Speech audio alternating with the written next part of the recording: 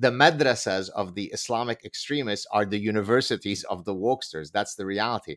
And I do worry about the fact that many of these idea pathogens are now eroding l- literally the most important elements of what it is to be an academic. For example, adherence to the scientific method, irrespective of your identity markers, right? There is no Lebanese Jewish way of doing evolutionary psychology. There's just evolutionary psychology. Evolutionary psychology. There is no Lebanese Jewish way of doing mathematics. There's just mathematics. So the scientific method is liberating and so beautiful precisely because it makes us check our personal identities at the door. But now, under the cloak of progressivism, everything is viewed through the prism of diversity, inclusion, and equity. For the wrong to rule, the good must just stand idly by. Hello again. This week I am joined by the original honey badger and author of The Parasitic Mind, Gad Saad, the hero of my life. I'd like to talk about the most important thing in the world at the moment, which is football. Gad, Yes. is there going to be any movement for you in the January transfer window? I am still waiting for Manchester City to send me that offer so that I can hook up with De Bruyne and Haaland, but apparently they don't know my address. But hopefully it will come soon. Talking of football, do you what do you make of the kneeling in the football? I'm not a huge fan of it because, first of all, it's a cheap signal. I think if we're going to combat racism, there are ways that we can do that without this kind of, as you know, virtue signaling. But secondly, I don't like the idea of mixing sports with, politics. We go to sports to escape from all that stuff, and I also don't like the idea that everybody has to conform to that uh, ritual, right? If you are the one who is non-racist but doesn't agree with this ritual, there's going to be a lot of pressure on you to conform. So for all sorts of reasons, I'm not a fan of it. And in terms of the mind virus that you talk about in The Parasitic Mind, which Harry, who's sat behind the telly over there, has stolen, you're talking about mass conformity to something. Why do we need mass conformity to things? And is this part of the mind virus and the parasitic mind, or is it just human nature?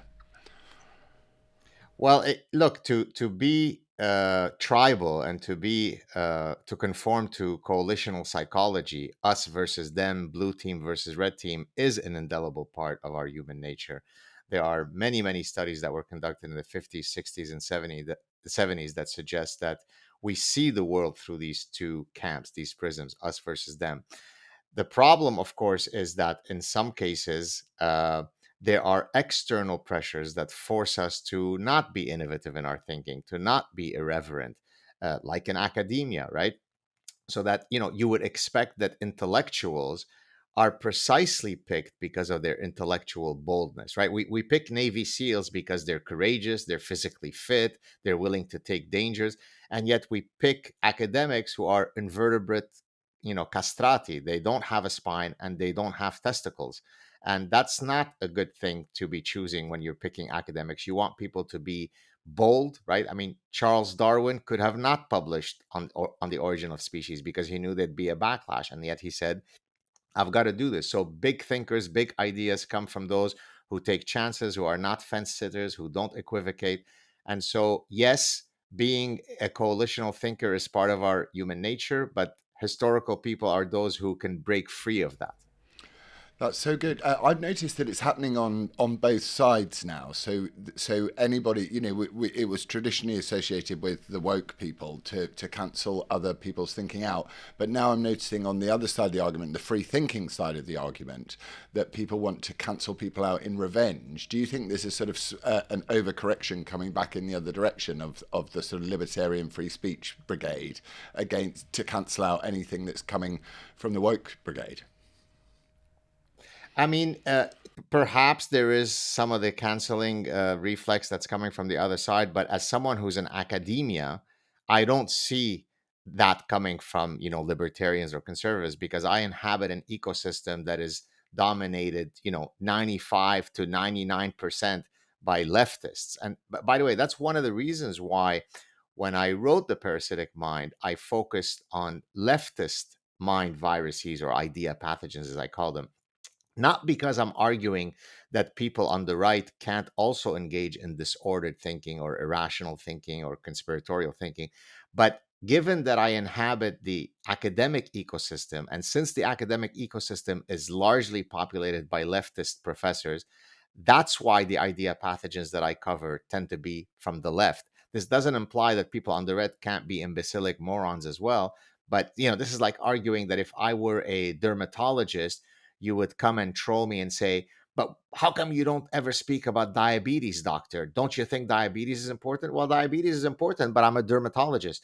And so I'm a parasitologist of the human mind when it comes to leftist ideas, because I happen to be a professor. Why would, as they say, all the studies and all of the surveys are that sort of between 90 and 95% of people who work in academia are very left leaning mainly. Why do you think that is? Why is there an area where this stuff is unbalanced? Well, there are all sorts of reasons. I mean, I think one of the things is that professors, many of them are utopian in their thinking. And so one of the differences between leftists and conservatives is that conservatives wish to conserve something, right? So they wake up every day thinking that there are a set of inherent foundational values that are worth conserving. On the other hand, leftists are utopian in their thinking. Around the corner, there's a better world. And so we need to eradicate everything that we have today to create that utopian better world. And I think a lot of academics are drawn to those utopian ideals. I also think there is kind of an inertia effect, whereby once a certain discipline is populated by folks from one political aisle, then it becomes a self-fulfilling prophecy where we only want to hire people who share our views. It's not unlike what evolutionists talk about, runaway sexual selection, right? You have a trait, a tail that is big, and then through repeated choices from females, that trait becomes grossly exaggerated, right? And so this is what's happening in academia. You start off with maybe a slight lopsidedness, but then through repeat choices of who we hire, it ends up being a very, very large tail of lopsidedness. So as much as it's a mind virus, it's also a mind evolution. So you're sort of saying that because I notice it in men that there's a very strong desire and almost pressure on men to talk about their feminist side. I'm a feminist, and you therefore notice society, it's certainly in the UK, is celebrating men who are not in any way manly. Do you think that would be the same thing? Manly in your 12-pack photos from back in the day, these sort of these photos of Mark Wahlberg with his sort of six-pack out in the 90s Calvin Klein adverts, to be replaced now with these what is called body positivity and celebrating everything. Is that all connected as well in this drive towards equity, that there is no better body than another body and stuff like that? Exactly. And not only that, all once you kind of succumb to this departure from reality, all roads lead to bigotry no matter what you do. So for example, if I were to say, speaking of body positivity, if I were to say I am uniquely attracted to overweight women, then I'll be accused of being a fattist because I am fetishizing their fat folds. On the other hand, if I say I am uniquely unattracted to obese women, then I am, a fattist because I am marginalizing their voices of girth. So if I'm attracted to overweight women, I'm a bigot. And if I'm not attracted to overweight women, I'm a bigot. And again, this is all part of these parasitic ideas that attack our ability to think clearly. Look, we're a sexually reproducing species, and we're a sexually dimorphic species, meaning that there are innate sex differences between men and women. And so the idea that we should pathologize half of humanity called men through terms like toxic masculinity is insane. We could elevate women without destroying, men's sense of existential health, right? I mean, Look, I have a young son who at the time, he's now 10, but at the time I think he was maybe 8 or 9. And one day we were watching this thing on toxic masculinity and hashtag the future is female. And he turned to me with his beautiful innocence and said to me, Daddy, is there something inherently wrong with boys? And that broke my heart. The fact that an 8 or 9 year old had this existential angst about whether it was wrong to be a boy, there was something inherently pathological in him being a boy, is not really the way we wish to organize society. And it's not, but this is what I find very confusing about it: is it's not very utopian because, as you said, you one cancels out the other. If you say that you are uniquely attracted to fat people, sorry for fat people, I probably should use a different word, or uniquely unattracted to them, there doesn't seem to be a utopia at the end of that. What would their goal be with this? So that comes into what you're talking about in terms of a virus and a parasite. It's eating away at our sense of reason and understanding of each other. Is that what you would conjecture? Yes, and the root of that particular notion that we're all equally beautiful, it comes from social constructivism, which is one of the idea pathogens that I cover in the book. Social constructivism basically says that we're born tabula rasa without any innate biological imperatives, and it's only through the nefarious forces of socialization that we learn everything of who we become, our preferences, our choices. So if I am attracted to the body type of Beyonce, it's not because, I mean, this is according to the social constructivists, it's not because there's a biological imperative for men to be drawn to the hourglass figure in women. It's because it's media images that teach me this. It's the video images that teach me this. It's Hollywood that teaches me this. Isn't it more utopian to think that we are all equally beautiful? Isn't it utopian to think that any of our children could be the next Lionel Messi? The only reason Lionel Messi became Lionel Messi is not because he had a biological advantage when he was born. It's because mommy hugged him enough or didn't hug him enough. And if we could only learn that schedule of reinforcement, we could train our son or daughter to be the next Lionel Messi. So, in that sense, you see the utopian penchant, right? Which is we are all created equal with equal potentiality. Well, it's a very hopeful message, but it's perfectly rooted in bullshit. perfectly, perfectly rooted in bullshit. I love it. And also, Lionel Messi This is did. why I am Gad Saad. That's why we Sorry, go love ahead. you. And this is why. But Lionel Messi did have physical problems, didn't he, when he was little? So peculiarly, he did have an advantage because he's small, and therefore his center of gravity is lower, and he can do better things. But I don't think that we are I don't think it contradicts the sort of the Judeo-Christian spiritual worldview that every single human life is sacred and all of this stuff. To say that your potentiality can be the same, but it can be just in a different field. The drive for social status in men is a human universal. In other words, there is no culture where men were selected as the top dogs in that culture because they're apathetic, whiny, unemployed, pear-shaped, nasal voiced, punks. But the fact that we all seek social status doesn't mean that we seek it using the same strategy. Lawrence can decide to become a politician or a great actor. Gad can decide to become, the adult film star that he is. But we are both instantiating the same universal drive of seeking social status. That's where the individual trajectory of each individual comes into play. There is a universal imperative, which is in order for me to be successful in the mating market, I must seek status, I must be ambitious, I must achieve things. But the means by which you and I go about doing that same goal could be completely different based on our personal experiences, our unique talents, our unique socialization. So it's not that evolution doesn't allow for unique idiosyncrasies, but to argue that we don't have any biological imperatives is simply a denial of reality. It's insane.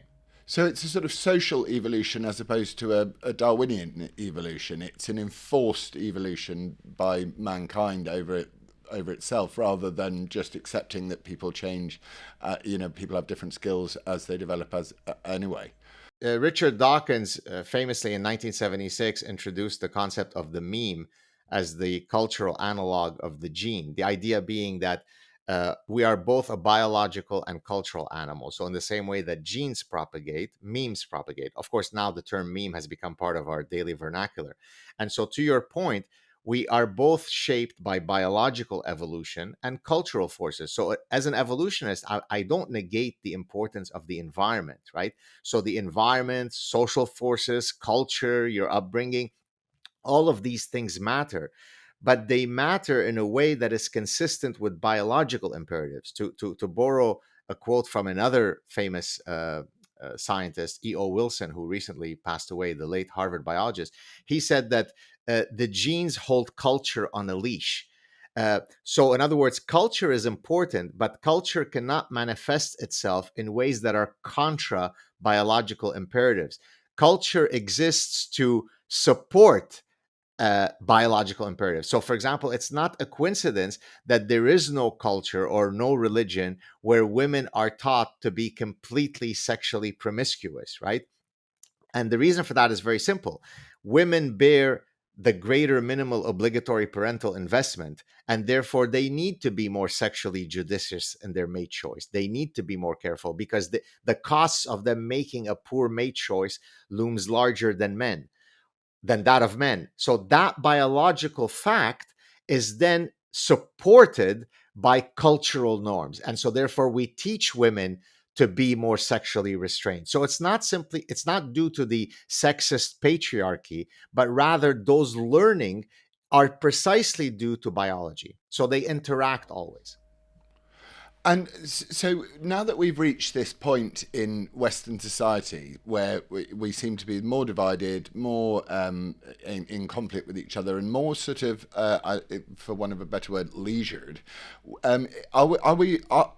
is this mind virus taken hold because we have nothing else to care about?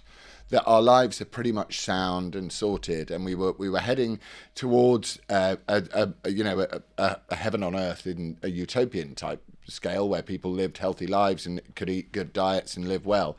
That we suddenly have gone right now. We have to do the next step, and the next step is to drag everybody down into this equity drive.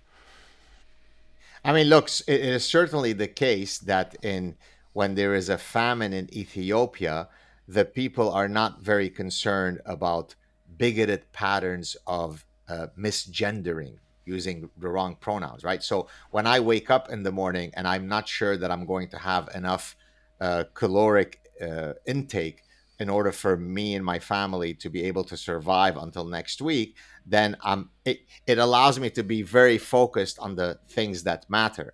And so I think you are to some extent right that part of the reason why we waste so much time on these silly things is because it is, as you said, society of leisure, right? So uh, and I would draw an analogy here to eating disorders. So it turns out that eating disorders are largely a phenomenon that are experienced by women. So, for example, anorexia nervosa is 90% plus women who experience anorexia nervosa, and this has held true throughout history. Hippocrates, the founder of medicine, 2,500 years ago from ancient Greece, reported similar patterns of anorexia nervosa as we have today, but you only see anorexia nervosa in societies of plenty. You don't see anorexia nervosa during famines in Ethiopia, and so a lot of these disordered forms of thinking only arise when we're not worried about other things. And one final quick point: people like me who come from societies that are a lot less leisurely than the West, right? For your viewers and listeners who are watching this, my background is I was born in Lebanon, grew up in Lebanon. We were part of the last bastion of Lebanese Jews in Lebanon until it became very dangerous to be Jewish, and then we had to leave, during the first year of the Lebanese Civil War. And so I've experienced the buffet of societies that exist out there outside of the West. And that's why oftentimes the ones who most vociferously fight for Western ideals are immigrants who know about other societies, right? The typical Western person thinks that this is the default value. Freedom of speech, freedom of conscience, freedom of inquiry is just what everybody does around the world throughout all of history. Whereas, of course, the reality is that it's an anomaly. And so it's people like me who have seen the hell that's out there that tells people in the West, wake up, shape up. I think that's quite interesting because also what's weird about me is I'm about as privileged as they come. I went to the best school ever. I was, I lived in a really nice house. But for some reason, I end up in this position where I'm trying to tell people that there is a problem going on. And maybe it is the idea of the outsider that can actually inform the culture. But that would then draw us back into education. What is the state of education in Canada? Well, we are certainly, if I'm talking about the university setting, look, the reality is that the wokesters are, are very few and far in between. So it's not as though every university student, is a blue-haired, angry person. But the reality is, it doesn't take many of these woke activists to keep the rest of us in check, right? To analogize, it didn't take 19 million terrorists to bring down the Twin Towers. It only took 19 zealots who were very committed to their ideology to then alter the scape of New York forevermore. And so the the reality is the average Canadian student can go to university and stay away from all this nonsense. But the bigger problem is that people are afraid to voice their opinions in a classroom. They do self-censor. Professors do self-censor. And so that's not a healthy ecosystem for intellectual flourishment, right? So I tell my students when they walk into class, although I don't talk about woke issues in my class because it's not part of, let's say, what I'm teaching in my courses. But I always tell them, if I'm teaching evolutionary psychology, there is no forbidden statement in this course. Feel free to express your opinions. Don't self-censor. Don't be reticent to speak your mind. If you think I've said something that you disagree with, challenge me politely. That's what we're here for, to spar intellectually, to grow from the experience.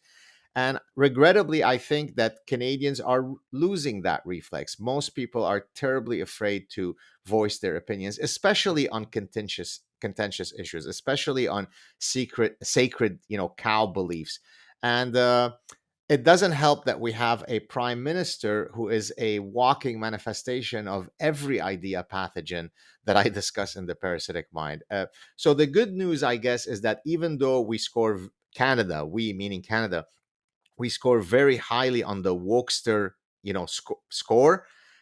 It wouldn't take much for us to autocorrect. All it takes is for the silent majority, all of whom hate this stuff, to speak up in unison, and then we'll get rid of this nonsense by next Tuesday. The trick, the challenge, is to get people to find their spines, to find their courage, and actually speak out. You can't imagine, Lawrence, how many emails I receive from people who very privately say, professors who write to me and say, oh, I support so much of what you do. I'm such a fan. Oh, but please don't mention my name if you read my email on your show. Well, why do you put that caveat? I mean, I'm the one who's taking all the risks. I'm the one who's putting my neck on the line. And yet you're not even courageous enough to stand by me. So I think if we can find a way, if we can find the magic recipe to get people to find the courage to speak out their conviction, we'll solve this problem very quickly. I couldn't agree more. I just wanted to go back to this analogy that it didn't take 19 million people to knock down the Twin Towers and change the skyscraper of New York forever. But it did take a system. And then also to tie this Yeah. in, it's going to be a difficult and convoluted question. Sorry, I'm thick like this. I'm not very good at interviewing.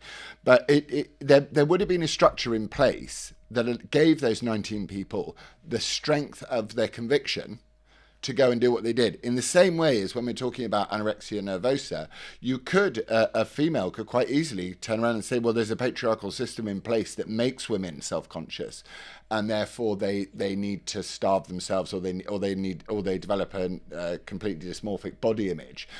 What, in terms of the courage that is required, are the structures bigger and more powerful than we give them credit for? Because in England, for example, you look at the media just only says one thing, and it is completely in support of the wokester thing. So the mind virus and the parasite is everywhere.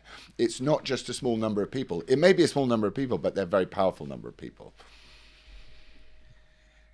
No, your point is well taken. There is a system behind the 19 terrorists, or behind the 19, blue-haired wokesters, and regrettably, that system, and I hate to say it as a professor, is truly the madrasas of the Islamic extremists are the universities of the wokesters. That's the reality, and I do worry about the fact that many of these idea pathogens are now eroding l- literally the most important elements of what it is to be an academic. For example, adherence to the scientific method, irrespective of your identity markers, right? There is no Lebanese Jewish way of doing evolutionary psychology. There's just evolutionary psychology.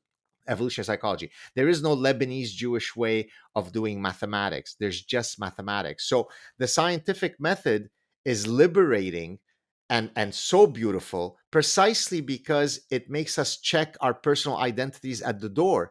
But now, under the cloak of progressivism, everything is viewed through the prism of diversity, inclusion, and equity.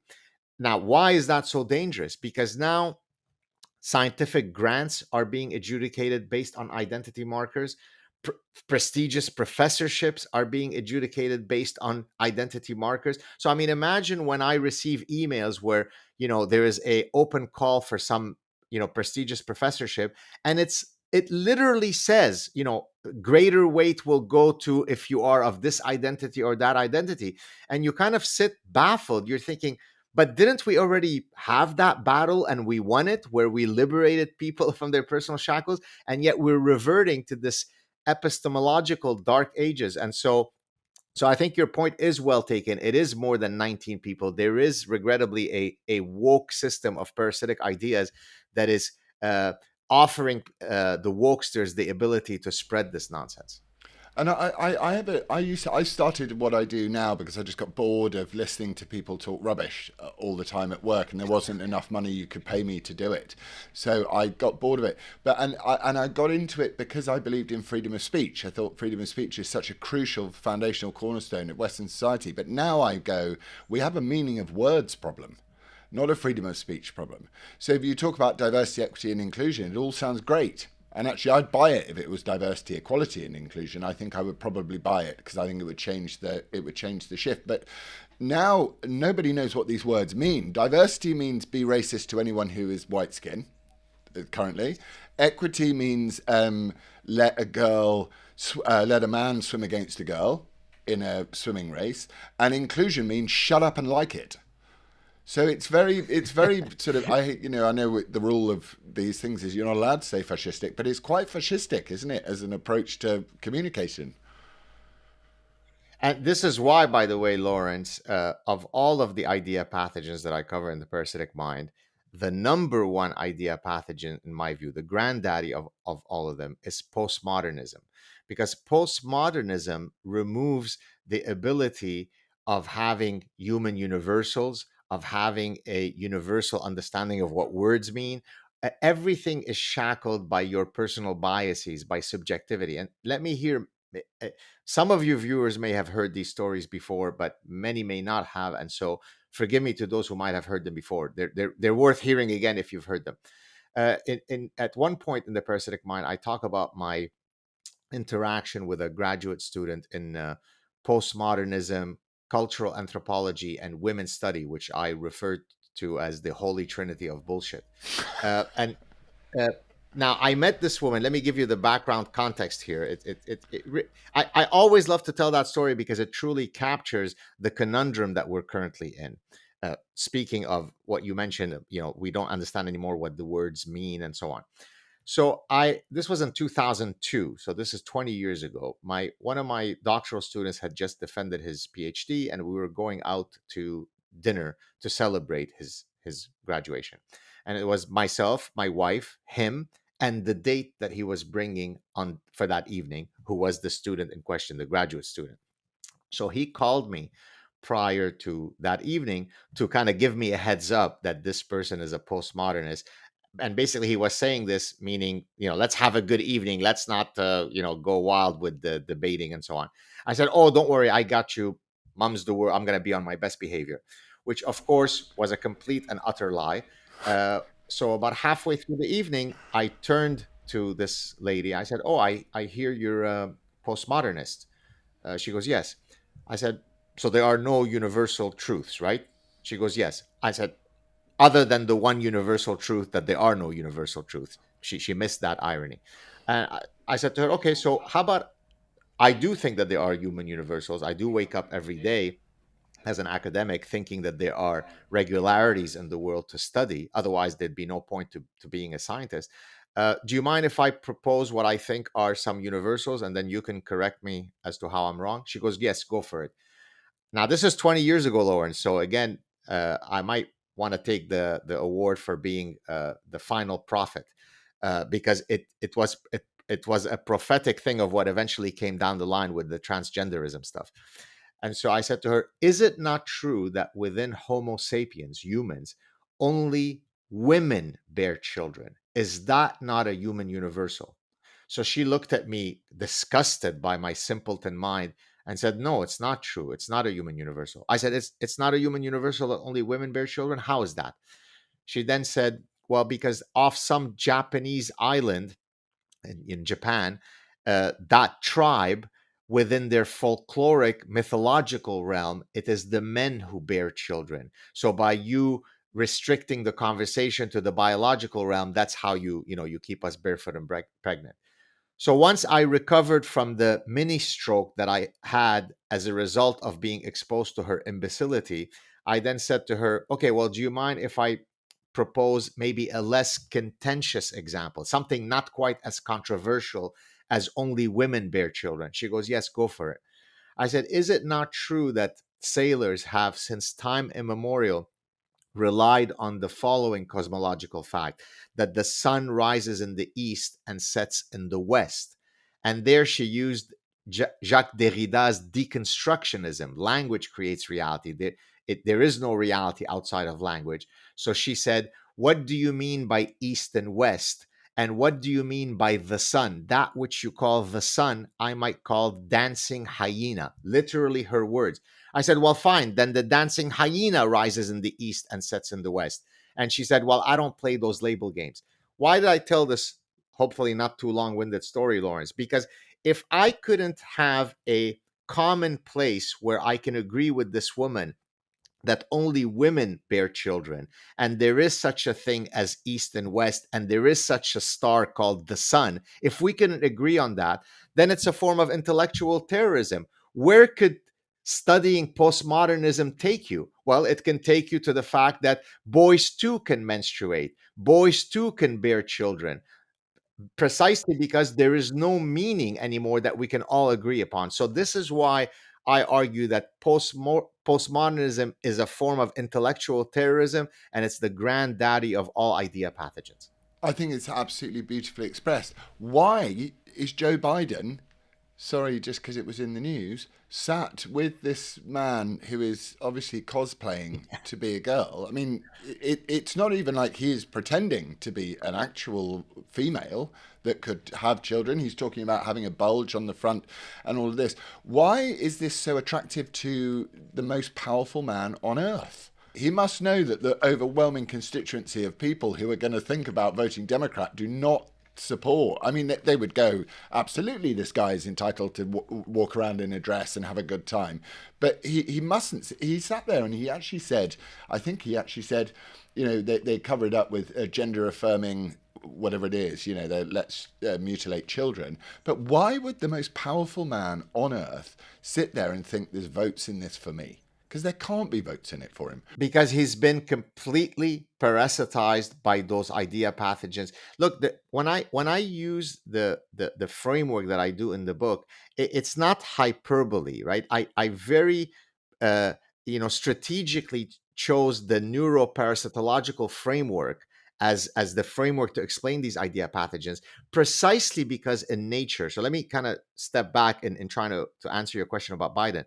The reason why I use the neuroparasitological framework is for the following reason. So in nature, there could be many parasites that take advantage of a host, right? So some parasites might go into your intestinal tract, a tapeworm.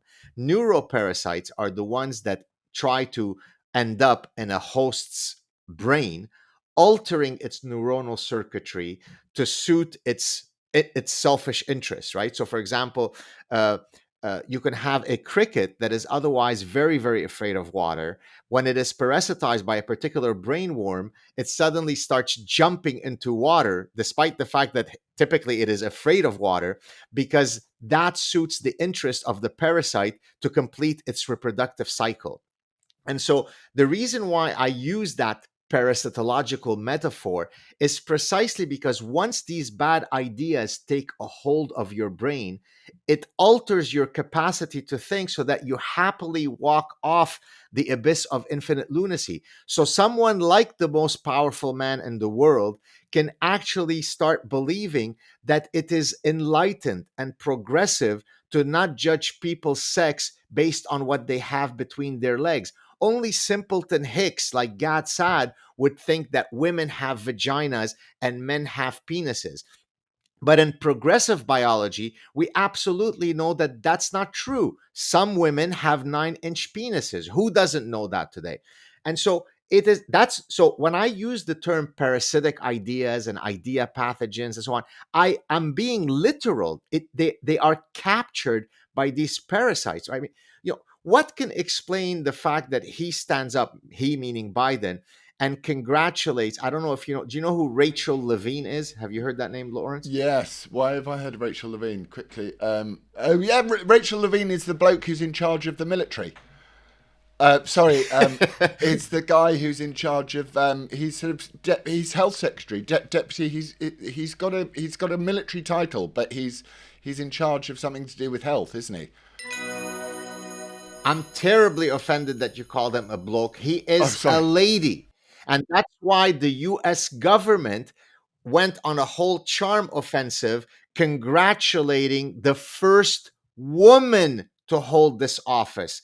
So he spent 60 years as a man. He has sired children as a man, but he has stated, as of today, I am a woman, full stop, therefore he's a woman. What could explain the fact that the US government could actually send out tweets congratulating the first admiral to hold this position, first woman admiral?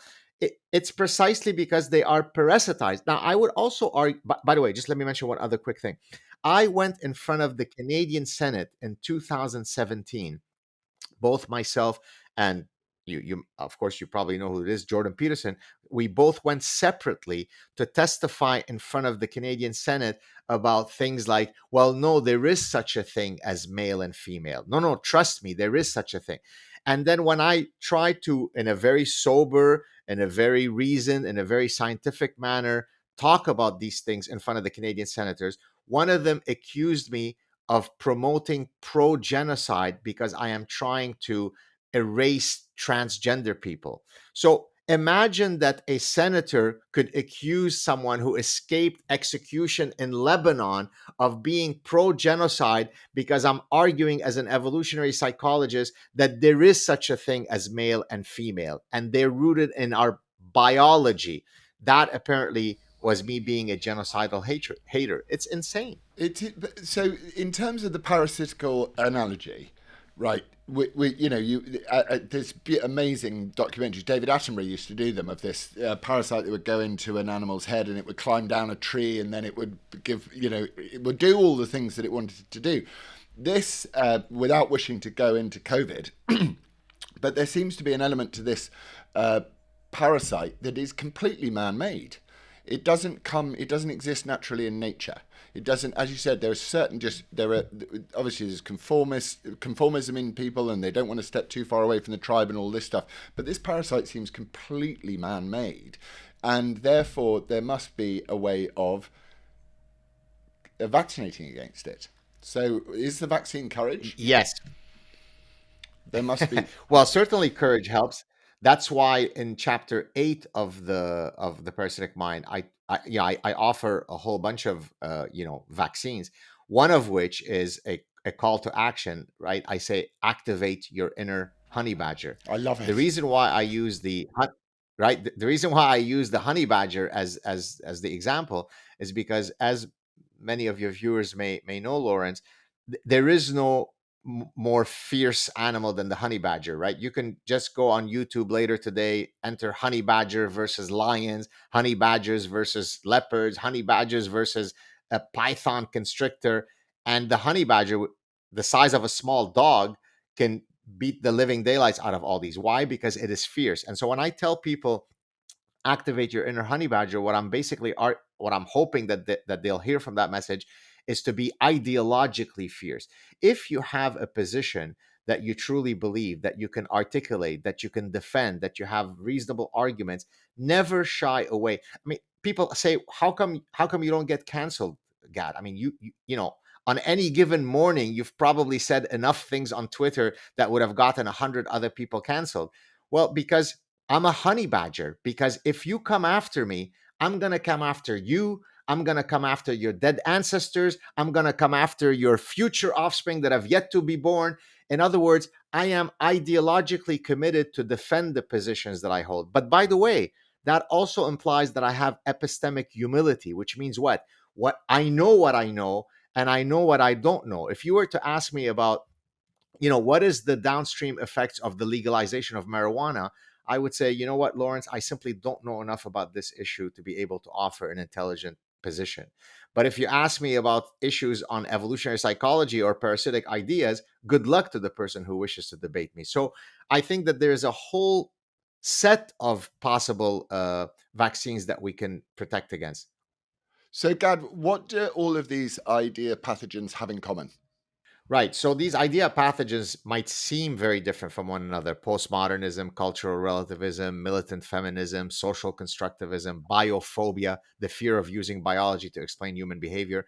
But they do have an underlying commonality, not unlike how different cancers may behave differently, but yet they all share one common mechanism, which is unchecked cell division. So, what do these idea pathogens have in common? They all start with a noble goal, but then, in the service of that noble goal, they become consequentialist in the pursuit of truth. And therefore, they destroy truth in the service of that original noble goal. So, take, for example, uh, militant feminism. Well, equity feminism, the idea that men and women should be treated equally under the law, I think most reasonable people would say, yeah, sign me up. I'm an equity feminist. In the pursuit, though, of eradicating, you know, the patriarchy, then militant feminists said, well, it's not enough that there be equity feminism. We need to also reject the possibility that men and women are distinguishable from each other, that men and women have evolved sex differences, because that's the only way that we'll be able to truly eradicate the sexist status quo. So, what starts off as a noble goal then metamorphosizes into pure murder of truth in the service of that noble goal, right? So, all of these idea pathogens start off with a hint of goodness, but then, as I said, because of the consequentialist pursuit of that goal. What do I mean by consequentialist, by the way? There are two types of ethical systems. There is what's called the deontological ethical system. That those are absolute truths. If I were to say to you, Lawrence, it is never okay to lie, that would be deontological statement. If I say it's okay to lie to spare someone's feelings, that would be a consequentialist ethical position. Well, for many things, it makes perfect sense for us to be consequentialist. But when it comes to the pursuit of truth, you need to put on your deontological hat. In other words, as an academic, as an intellectual, I never sacrifice a millimeter of the truth for a consequentialist goal.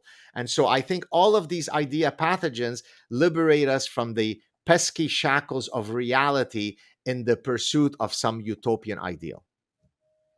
That's so interesting. And it's also, it coincides and resonates with all the truisms in life, which is the road to hell is paved with good intentions and all of this sorts of things. You know what I mean? That we've been taught all the time.